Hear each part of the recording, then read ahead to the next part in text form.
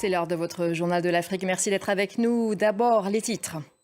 Les présidents de 5 États africains ont entamé une visite de 3 jours aux États-Unis. 5 chefs d'État africains sont donc accueillis à la Maison-Blanche pour un sommet de 3 jours. Les présidents du Libéria, du Sénégal, Mauritanie, Guinée-Bissau et encore Gabon ont été invités pour cette rencontre centrée officiellement sur des questions commerciales. Et on rejoint Landry Signé, chercheur à la Brookings Institution.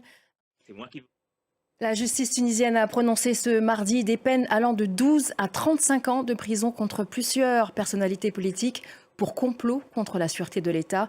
Parmi elles, Rachid Ghannouchi, le 11 juillet, c'est la chroniqueuse et avocate Sonia Damani qui sera jugée une nouvelle fois pour avoir critiqué la politique du régime tunisien vis-à-vis des migrants subsahariens. Sa sœur Ramia vient également d'être condamnée par contumace à 2 ans de prison sur la base de ce fameux décret 54 qui punit la diffusion de fausses informations.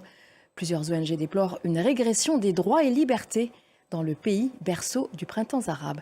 Reportage de Lilia Blaise. Les RDC à présent avec l'ouverture d'un procès très attendu à Kinshasa, celui de Constant Mutamba devant la Cour de cassation. L'ancien ministre de la Justice est poursuivi pour un présumé détournement de 19 millions de dollars.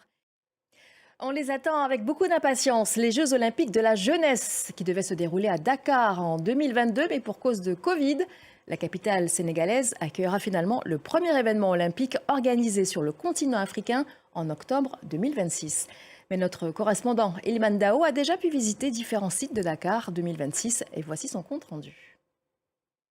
Et voilà, le rendez-vous est pris pour l'an prochain avant de refermer notre journal de l'Afrique.